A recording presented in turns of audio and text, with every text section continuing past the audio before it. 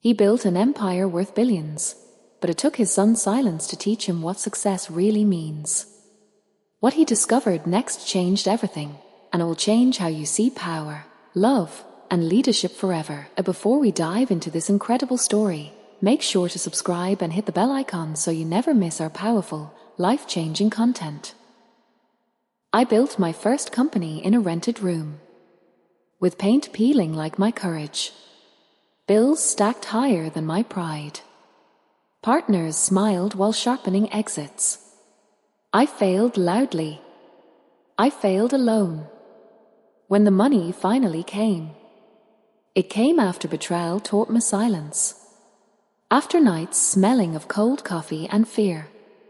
After my hands learned discipline from hunger. I became a billionaire. But wealth arrived thinner than joy. Then my son was born. The room smelled of antiseptic and hope. His cry did not come. The doctor spoke softly. Death. I felt smaller than I ever did while poor. Money could not argue with biology.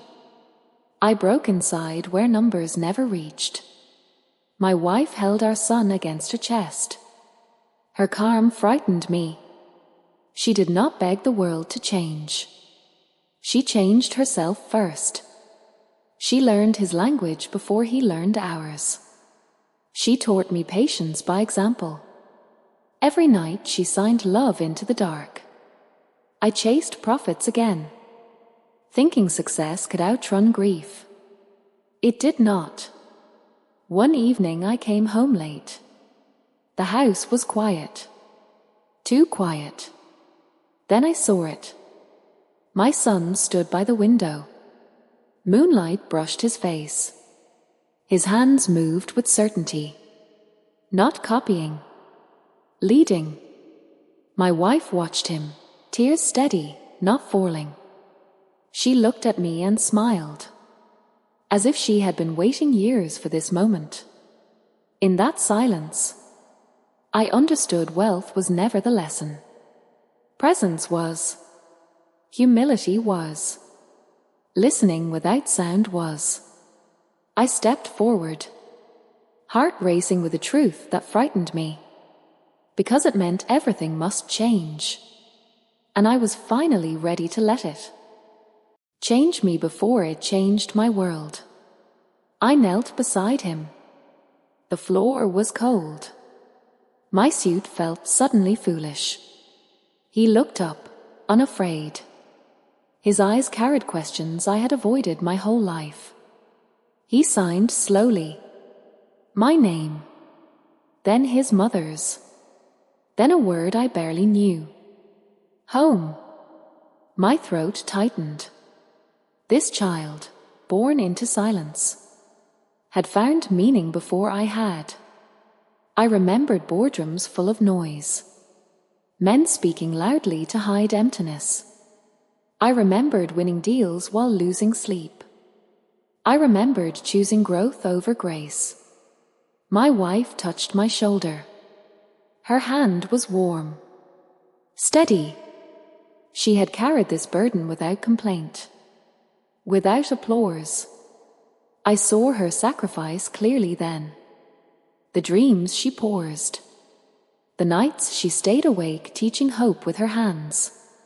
She did not make me rich. She made me worthy.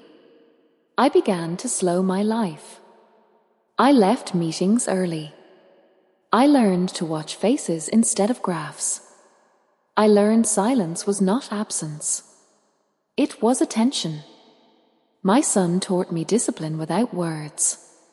He taught me failure was not final. He taught me strength could be gentle.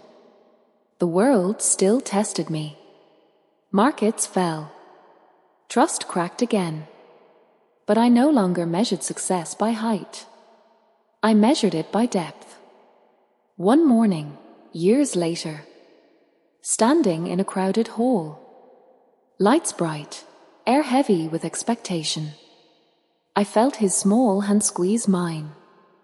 He stepped forward alone, confident, unapologetic. The room waited. I held my breath, because whatever he was about to show them would reveal not just who he had become, but who I still needed to become to deserve standing beside him. He raised his hands. The crowd leaned forward. Silence spread, unfamiliar and uneasy. I saw faces stiffen, some uncomfortable, some impatient. I recognized that discomfort. It used to live in me.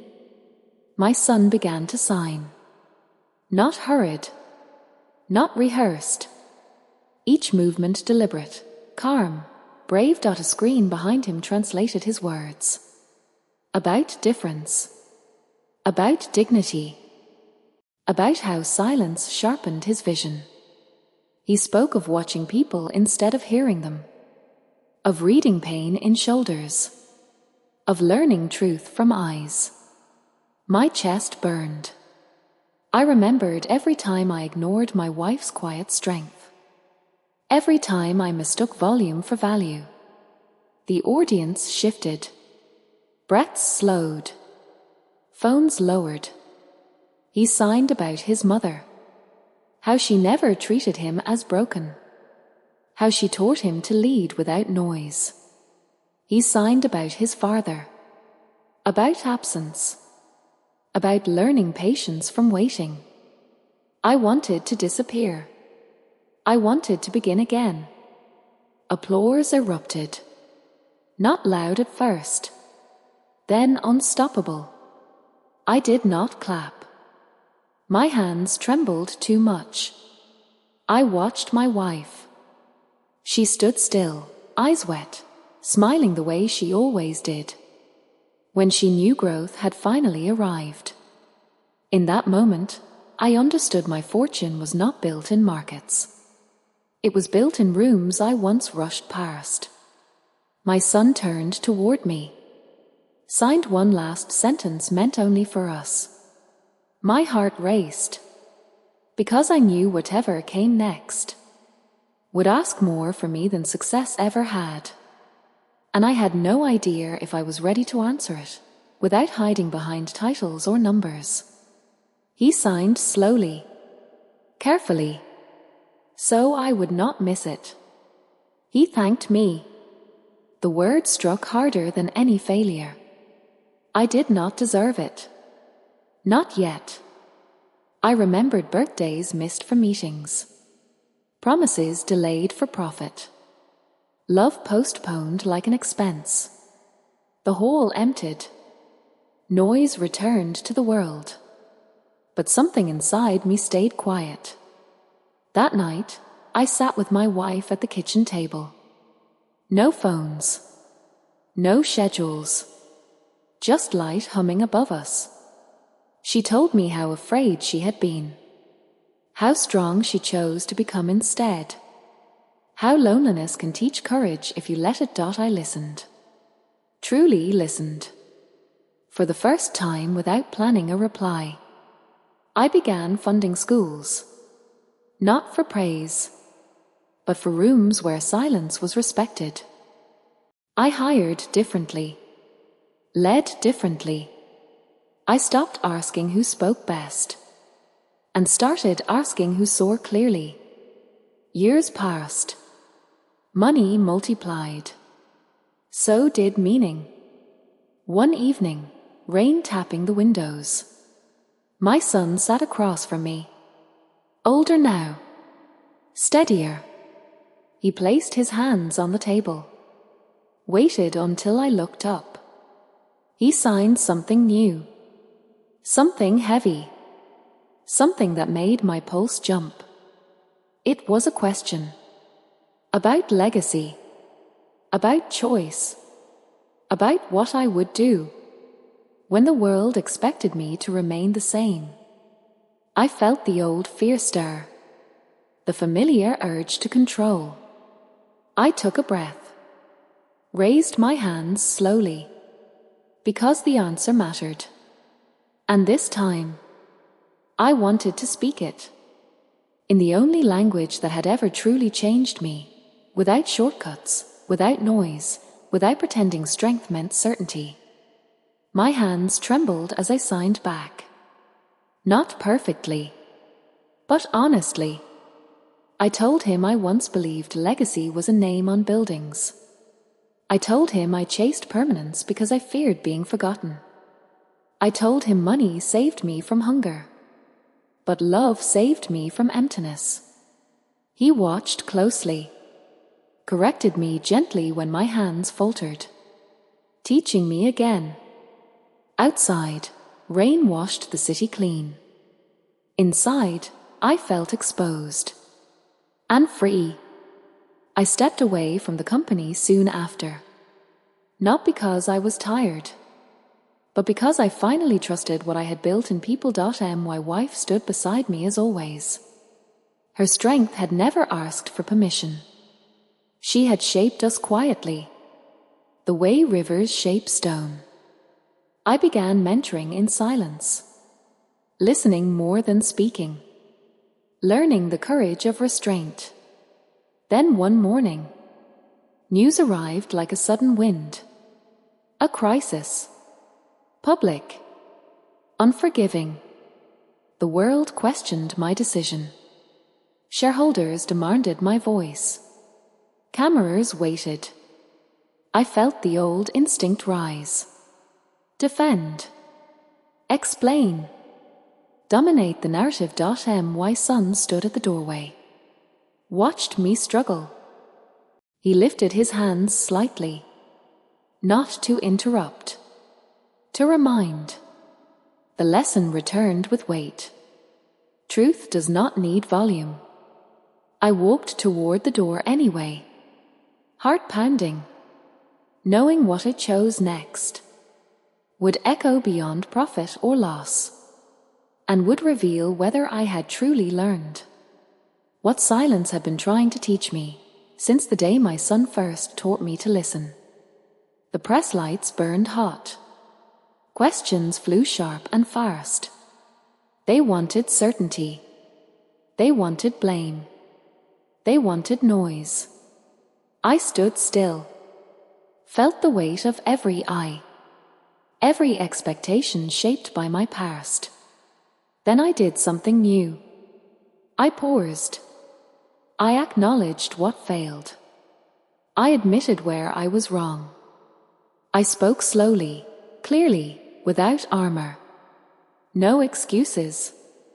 No rehearsed victory. The room shifted. Confusion first, then attention. I spoke of responsibility as service, of leadership as stewardship, of success measured by who stands taller after you step aside. I left before applause could trap me again. Outside, the air felt lighter. I breathed like a man learning lungs for the first time. At home, my wife waited. She did not ask how it went. She never needed proof. My son sat nearby, drawing. His pencil moved with confidence. Lines becoming shapes. Shapes becoming futures. He looked up. Signed one word. Enough. I felt tears press hard. Because for the first time in my life, enough did not feel like loss. Later, as night settled, I lay awake thinking about the parts I did not take, the damage I almost called ambition, the love that saved me anyway.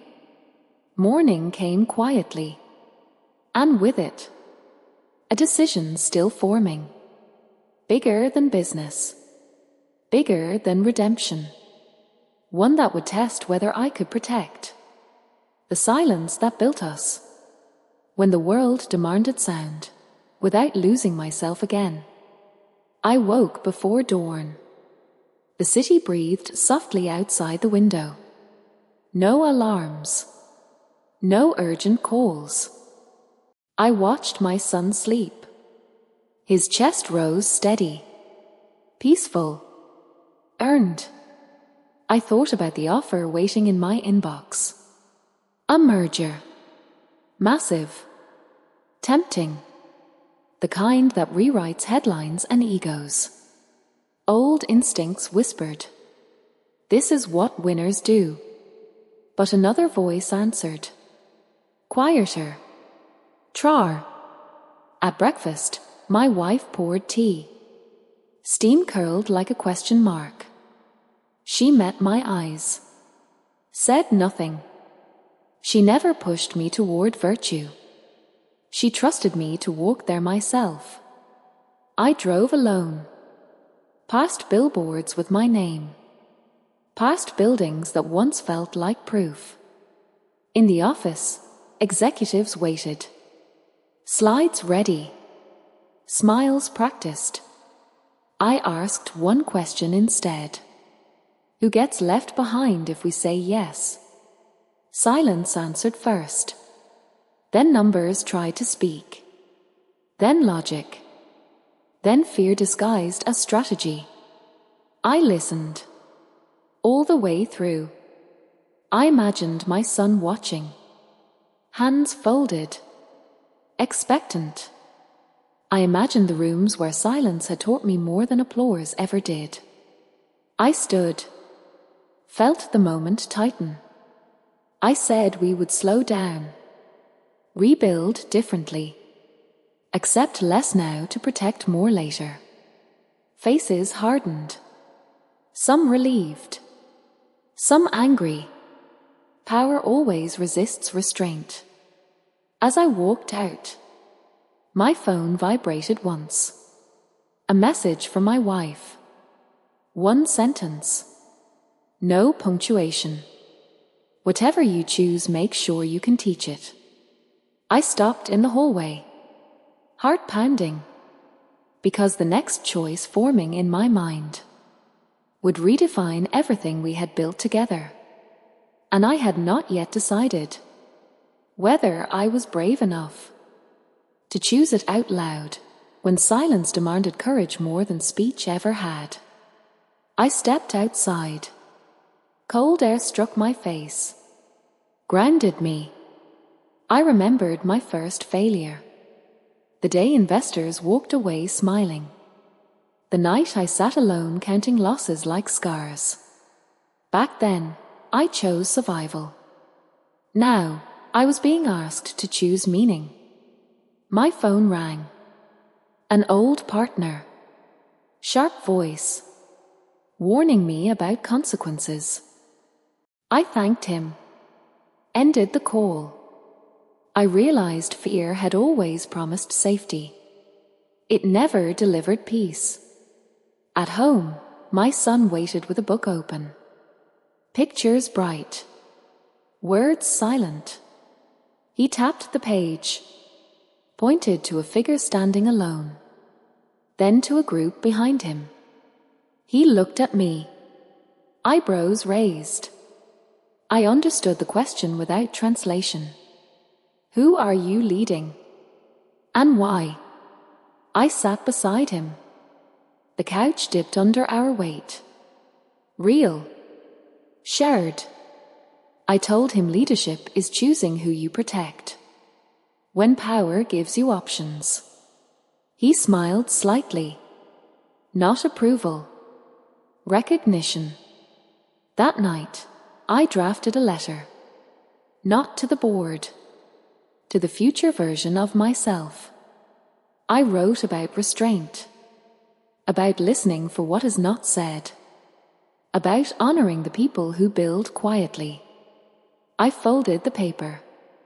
Placed it where contracts once ruled my desk. Morning would bring resistance. Markets would react. Narratives would twist. But I felt something unfamiliar settle in my chest. Alignment. As I turned off the light, my wife reached for my hand. Squeezed once. No reassurance. Just presence. And in that shared quiet, I sensed the next chapter waiting. Not as a victory or defeat, but as a test of whether I could keep choosing this path. When the cost finally became visible, the cost did come. It always does. Stocks dipped. Headlines questioned my sanity. Some people left. Some doors closed quietly. But something else opened. Teams stayed who believed in building slowly. Partners arrived who valued integrity over speed. My son watched, learning not from my words, but from my consistency. Years later, I stood in a school courtyard. Children signing, laughing, learning without fear. Programs we funded not for publicity, but because silence deserved space to grow. My son walked beside me, tall now, confident, unhidden. He signed to a group of students. They followed him naturally, not because he was loud, because he was clear. My wife stood a few steps back, the architect of everything unseen. Her sacrifice had never demanded credit, yet it shaped every outcome. I finally understood success. It is not what you accumulate. It is what you allow to transform you. Money gave me reach. Failure gave me humility. Love gave me direction. And silence gave me wisdom. I learned that listening is an act of respect. That leadership is service wearing courage. That real strength kneels before it stands tall. My son looked at me, signed one final thought. Do not fear what is different. Fear what you refuse to understand. I smiled, because my life had proven the lesson true. When you choose presence over pride, integrity over impulse, and love over ego, success becomes something no market can take away. It becomes something you pass forward. Thank you for listening to this heartfelt story. If it moved you, share it, comment below, and remind someone you are never alone.